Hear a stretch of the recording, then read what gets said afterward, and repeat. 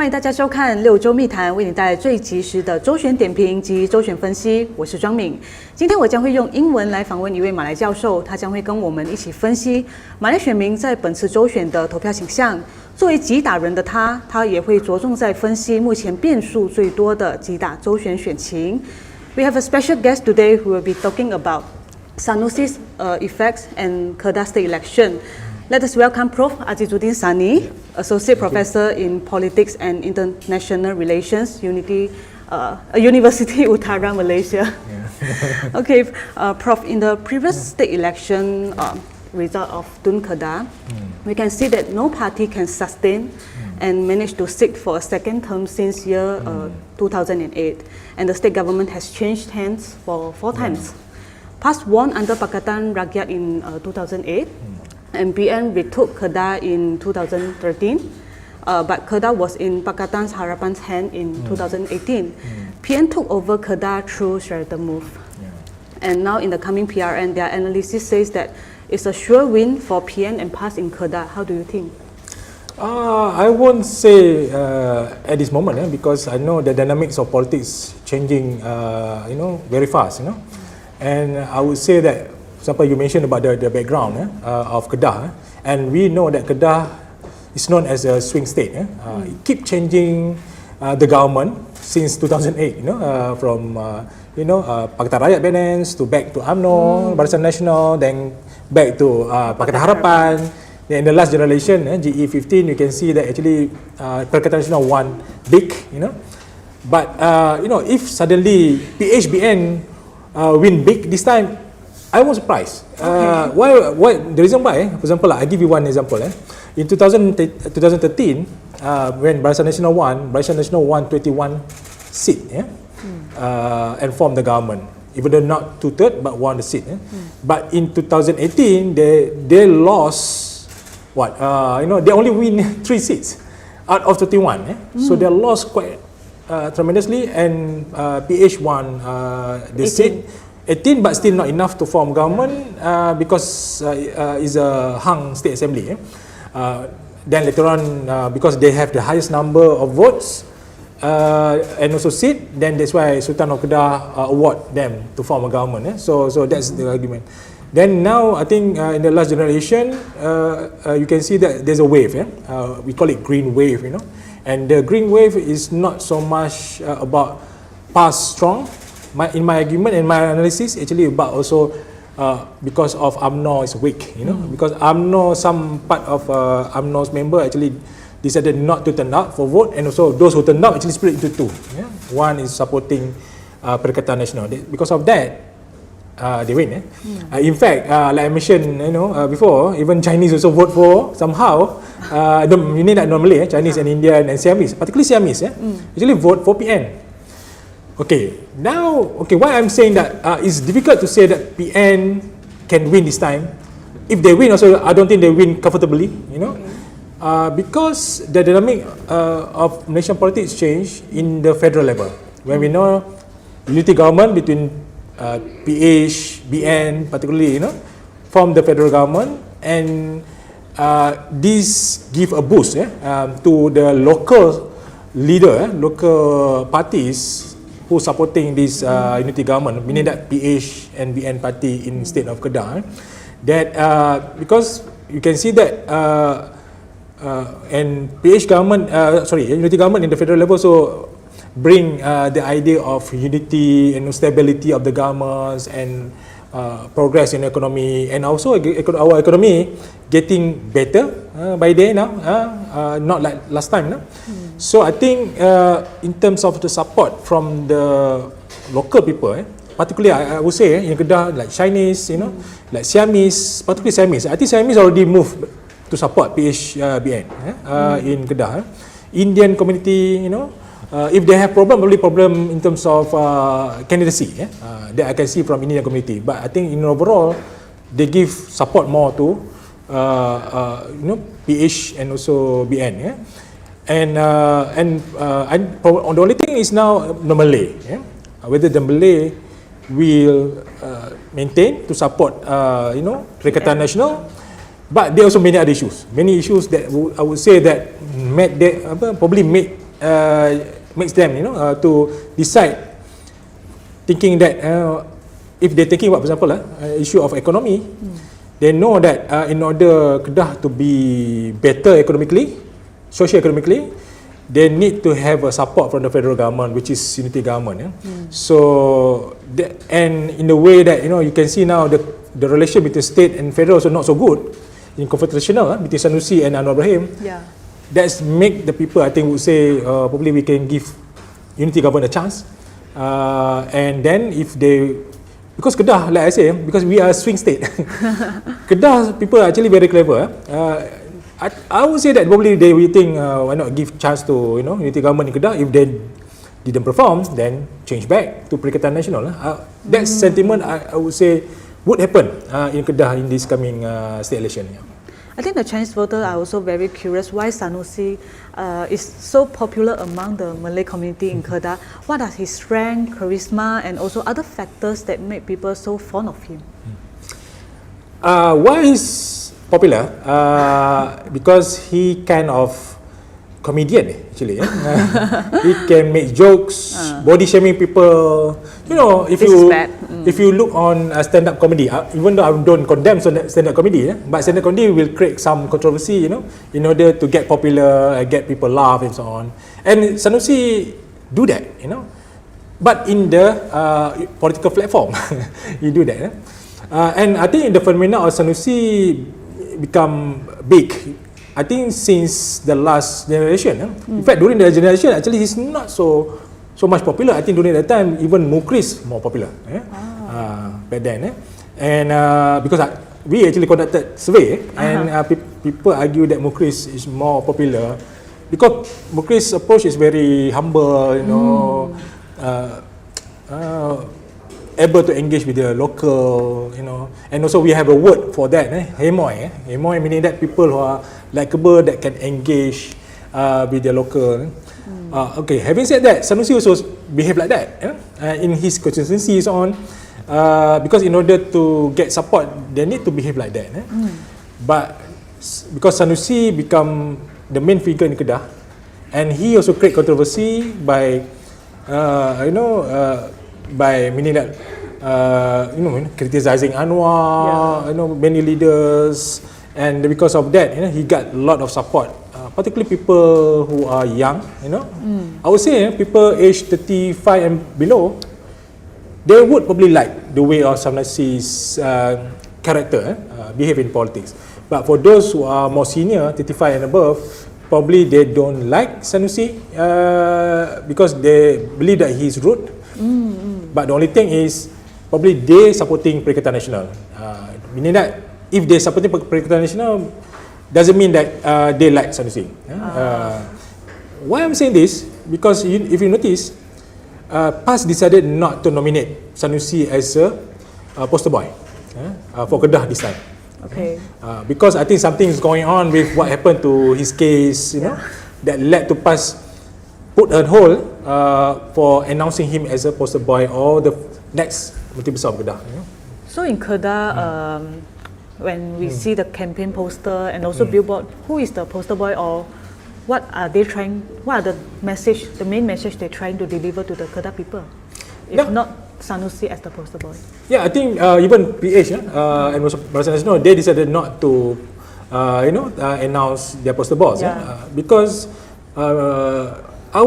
Even though my argument, I would say that to have a poster boy is better, but and also I understand why political party reluctant to name the poster boy, because the incident what happened in Johor in the last state election, when you have put a poster everywhere, announce, then you submit a name after you win, then suddenly Sultan say, I want other names, because to appoint Menteri Besar or Chief Minister in the hand of the Sultan, and Agong.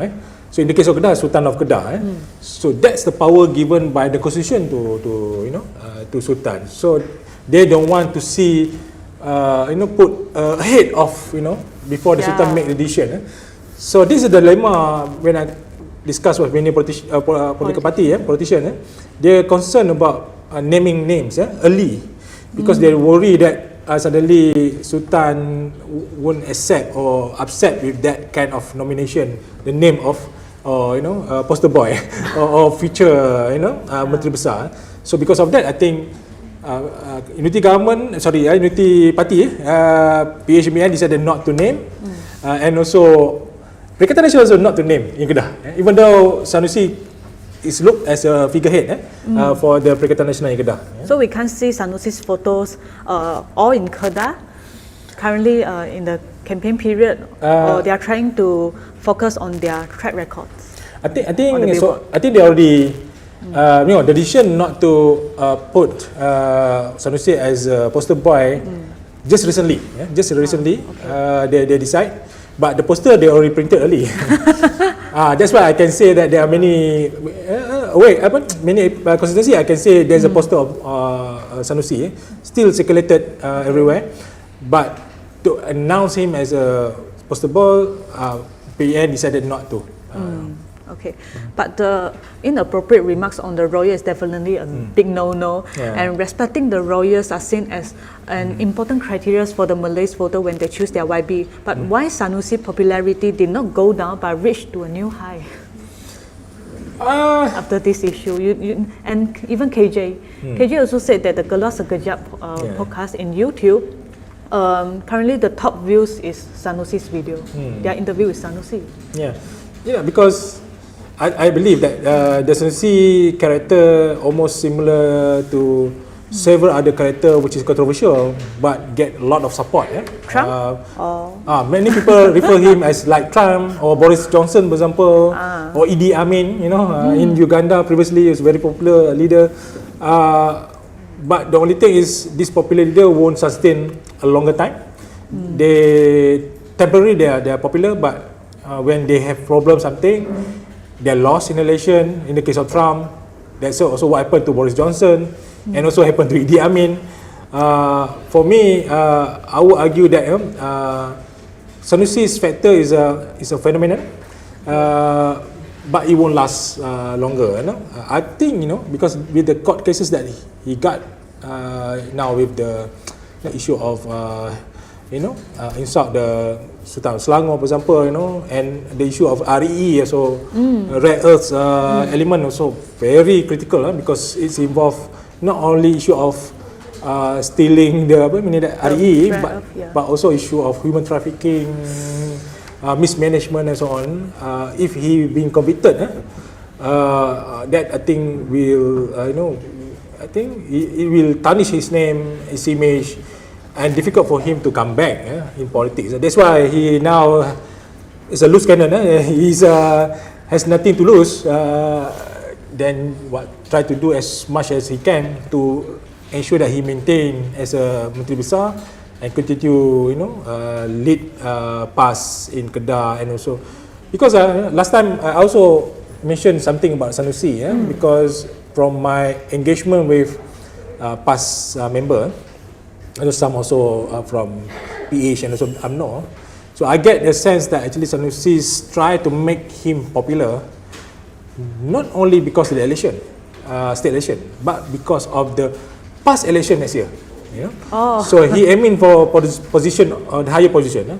Some argue that deputy president, but I'm not sure. But what I heard is deputy president. So that meaning that the strategy is to make him to contest as a deputy president of PAS. So that I think for me is a clever things to do for him, to promote him, to become controversial, to be likable by some who are liking his way of politics. But I think in a way that with several cases that he got now, probably is backfire him. But how is the possibility of Sanusi continues to be the next MB after PN and PAS wins Kedah? Will his insulting remarks on the royal institution highly affect his chances to seek for a second? Yeah, I think highly affect his chances. Makes him difficult to be appointed again. And I noticed in the candidacy of PAS,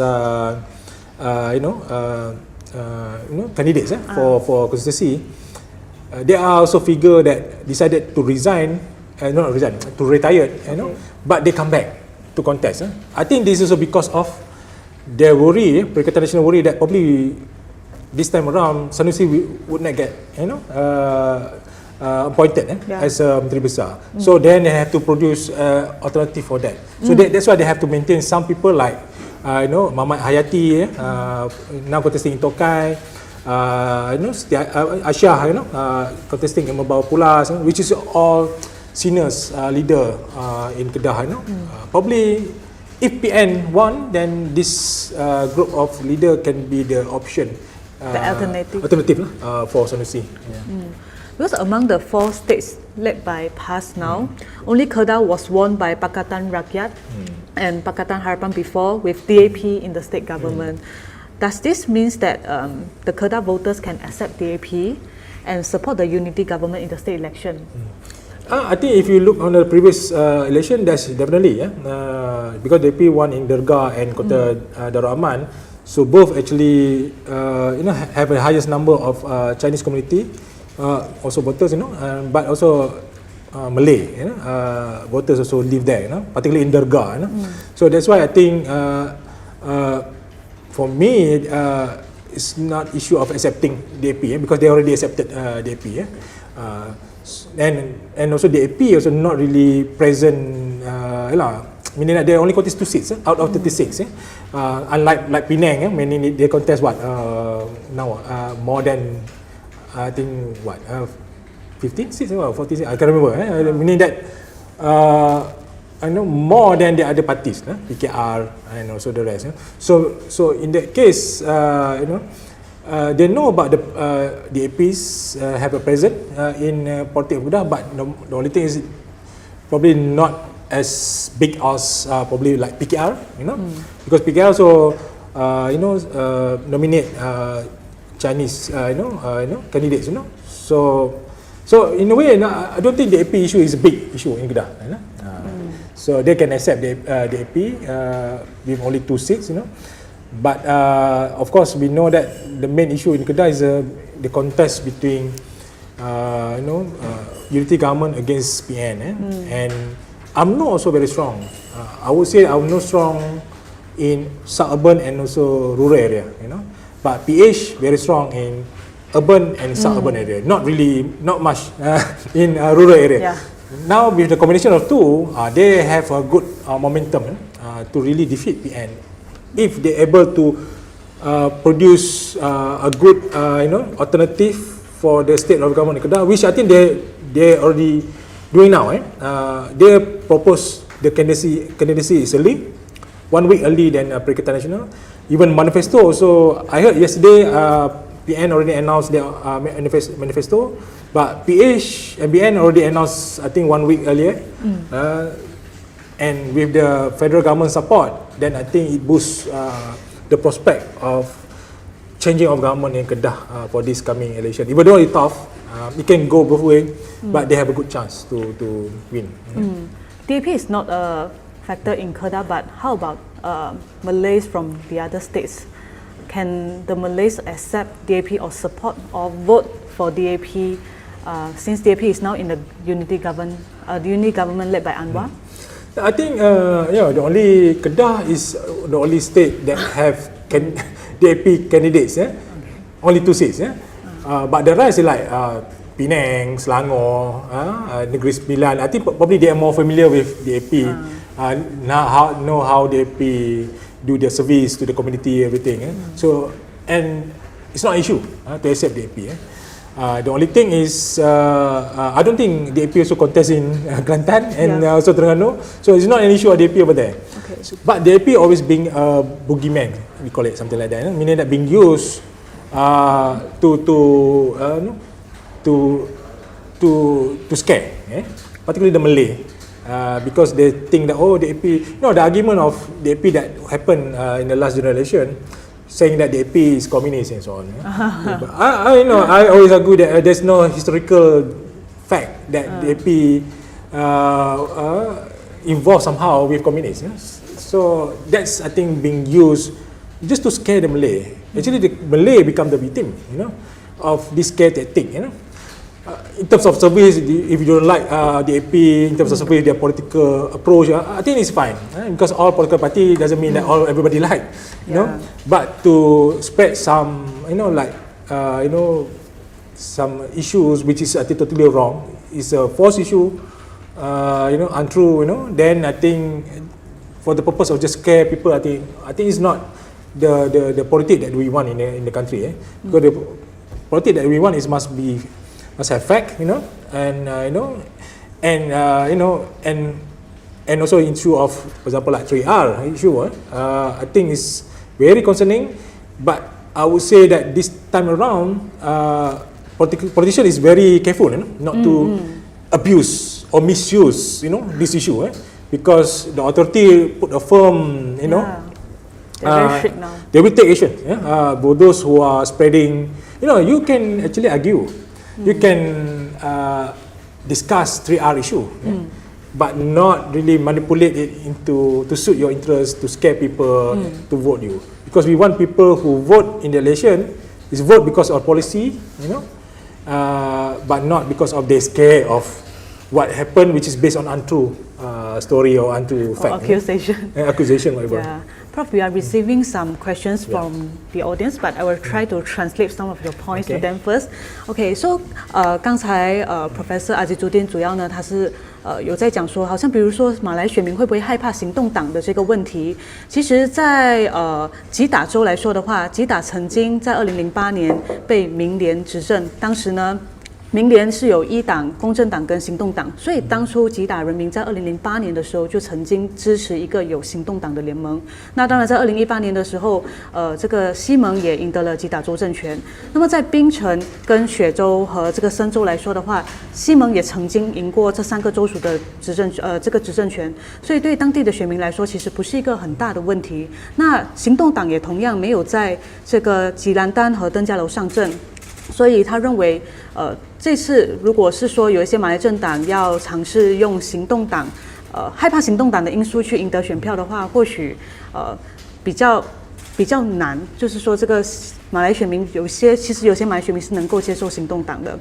那另外呢，谈到这个沙努西，他认为沙努西的这个风潮，它不会是一个非常长久的风潮。那沙努西其实像是一个谐星。那他目前正在尝试让自己变得很红，或者是一直制造话题去维持他的这个人气，主要也是因为要为明年的这个一党党选来铺路。因为传这个沙努西想要去竞选一党老二的这个职位，也就是一党署理主席。那关于绿潮的话呢，他认为绿潮其实比较多是因为巫统很弱，就是对巫统的这个不满，所以才导致一党很强这样子。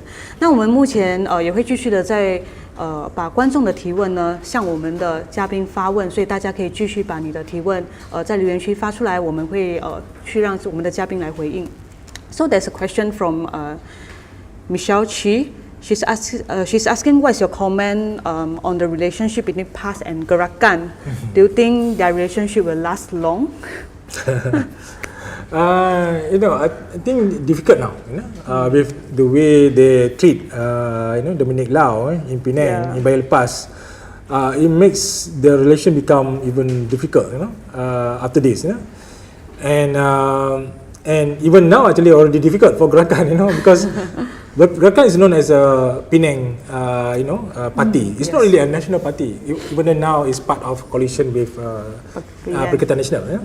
But by when they have infighting within PN in Penang, that makes members of both parties, I don't think they will support each other. Definitely they no longer support each other in terms of missionaries, because missionary is very important. What I say in the case of Kedah, you can see that PH and PN they collaborate together in their missionaries. Unlike the last generation, last generation, we can see even within PH also they are divided. Amnah with Amnah's missionary, PKR with PKR missionary. But this time is different. They collaborate together in order to win their their seats. So in the case of back to issue of Gerakan, this I think makes Gerakan even difficult. And because when you treat the president of Gerakan something like that, I think makes totally I think it will distance most of the Chinese community to support PAS and also to support even Gerakan, even to distance the Malay, because some of the Malay urbanites, for example, or some urban people, probably they would say they don't like this kind of behavior by PAS, treating their own partner during the election, So they should deal with this situation, reconcile with this situation early. When talk about Gerakan, even in Kedah, because today we also talk about Kedah, the same thing happened with Bersatu and PAS in, for example, in Langkawi, state constituency of Ayah Hitam and Kuah, and also one in Sungai in Kota Seputih. Kota Seputih is in a Jelun parliamentary seat. You can see that PAS actually reject the candidacy of Bersatu over there, and they contest as an independent candidate.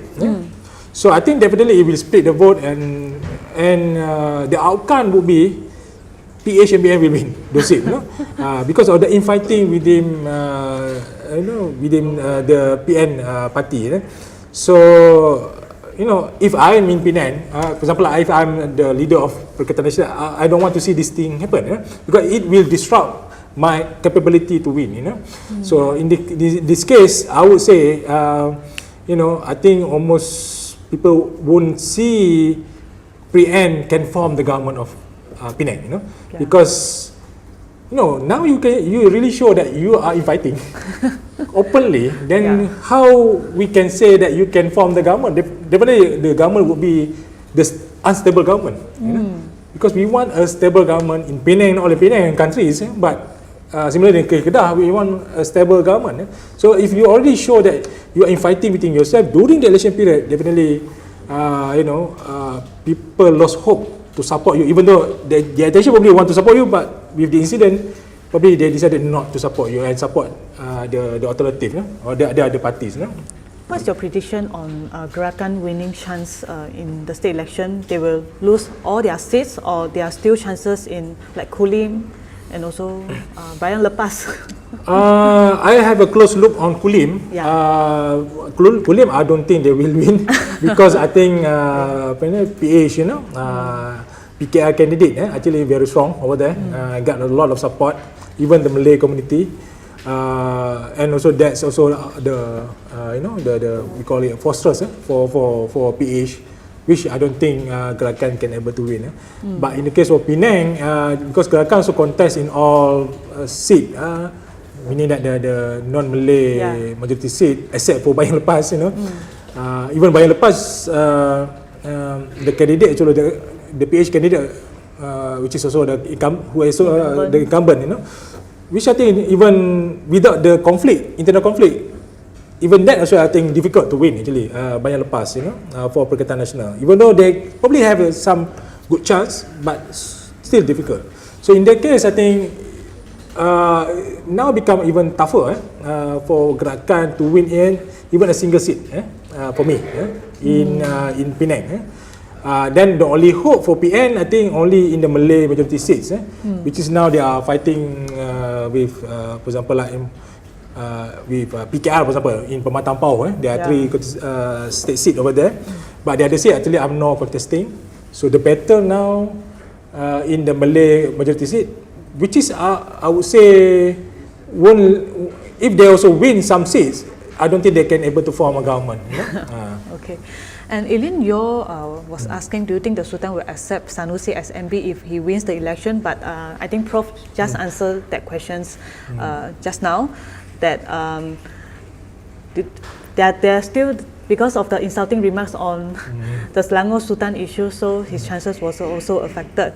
And Chinua Bu is asking about what's your prediction on the election result of Kedah? If is there any possibilities for Pakatan and BN and Perikatan Nasional to win half-half, or Perikatan Nasional still stands a bigger chance to lead in Kedah? The contest now in Kedah is very tight.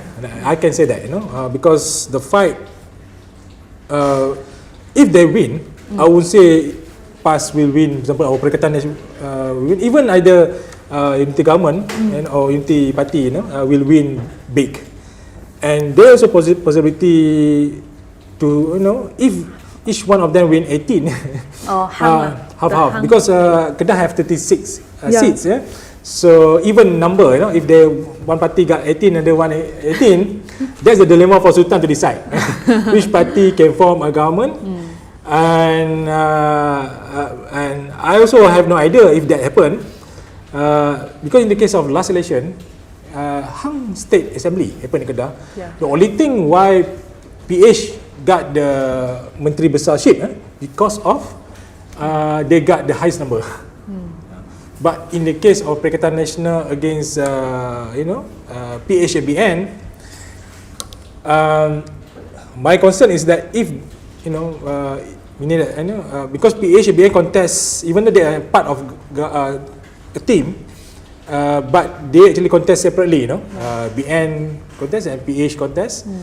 And if PN, because they contest under the logo PN, so if PN get 18, then PH and got I don't know lah what number, and but with the combination of PH and BN, they also got 18 because there's a president case last election. So highly likely, probably Sultan will award to PN to form a government, because of that situation that happened last time. There's a president, then many because it's almost similar, right? In the last generation, PH got 18, PAS got 15, UMNO got 3. Only later on one from UMNO defected to Bersatu, then So this time around, if 18 with 18, I think probably Sultan will favour to PN. So that's why, in order to avoid this, for supporter PN or also PHBN, they need to support PHBN, not to allow PN to form, because if that situation happen, then probably Sultan will favour to PN to form government. Okay, we have an audience. Jia Hui Li was asking about the young voters in Kedah. So are they very concerned about politics? And what do you see TikTok, the TikTok factors? What will be the effects in the current state election? Okay, first, young voters, a lot actually. If you take age 40 and below, meaning that they are youth, I think their number is really more than the other age group. So factor of young voters is very important. Meaning that that's why candidates, many of the candidates are very young, because to capture of this group, even though I think about 30% of them, in both coalition, they nominate young candidates in order to lure the young voters. And also, for example, like PAS, why they nominate footballers, like Badrul, in order to bring the young to support, Perikatan Nasional. So in that case, the young actually, particularly age 30 and below, they prefer, meaning that they get the information from TikTok. TikTok become very trendy, so they like TikTok, and TikTok also very influential in this election. Okay, the only thing different is that in the last election, yes, TikTok is dominated by Perikatan Nasional, but this time around, I can see PH and BN combined together, then they also challenge, because I can see the approach now. Prior to polling day, there are meaning that the PN actually attacking PH on many issues. But since I think in fact before that, a week before the nomination day, you can see the trend now. PH BN attack PN. PN become very defensive because they have many issues. So this trend, I don't know whether it lasts and will help to boost support for PN BH. There's a big question, because we don't know the perspective of the young voters. But for those who probably subscribe to, or list, for example, like my age, my generation, we prefer Facebook. But Facebook actually dominated by PH and BN. Twitter as well, even Instagram, except for TikTok, which is now there's a clash between those two groups. So that's why for the young, Okay, what another interesting my observation. The young, they always talk about what's the economic opportunity that they will get, jobs, education. This is some of the issue that they are looking for. So far, those issues that they raise, only the federal government can deliver, not the state government. So that's why if federal government, they're smart enough to get, have a policy that can help this group, I think they will change the support. Previously probably they support PN, but this time they support PHBN because the majority of the young voter, they are fence-sitters. They are not really hardcore supporter of any party. So meaning that they can swing vote. If suddenly swing the vote in this coming election, meaning that this group of people that swing the vote. So that's why this group of people, youth below age 40, become the target of all party in order to lure them to support, party. And in terms of policy, I think I would say that federal government have the favor, but by looking of the manifesto of PN that being shared yesterday, many of agenda, for example, like one of the agenda of Perikatan Nasional is to produce 100,000 jobs, high skilled jobs, which is I don't think they have the ability to produce. But of course, federal government has the ability to produce this job by creating projects, economic activities in agriculture, industries, on, because the power of jurisdiction of federal government is big, huge, compared to limitation of power that the state government, has. That's why when they say that they can create jobs, I doubtful of that capability of them to produce jobs because. But the federal government, they can. For example, like if they ask Elon Musk to open a factory in Kedah, then they can create at least 50,000 jobs. So then, but I don't know whether Elon Musk want to open car factory in Kedah. But Kedah has Porsche, some of the car. I think BMW also they have. I'm not sure. I think BMW or Mercedes also have a factory in Kedah, in Kulim. So meaning that the attraction for big industry to come to Kedah there. Also a second question from Jia Hui Li. She was asking about Tun M. Okay. Does Tun M still have his influence in Kedah? Is a positive or negative influence for PN since he's now supporting PN? Okay. This is based on my research. Last research that I conducted, actually Tun Made is the third most popular people nationwide, but in Kedah he's the most popular figure in Kedah last election. Okay, even though the most popular, he lost tremendously, in Langkawi, which is even shocked me, because he's popular. Okay, whether the survey is saying that he's popular doesn't mean that people will vote for him, but if you talk to the people over there in Kedah, younger generation, they have actually very small number, meaning that small memory, limited memory about Tun Made. But elder people, yes, they respect Made as a great statesman and so on. So, but that is not enough for people to support him if the young don't know about him. Okay, similarly apply to Anwar Ibrahim. That is very interesting.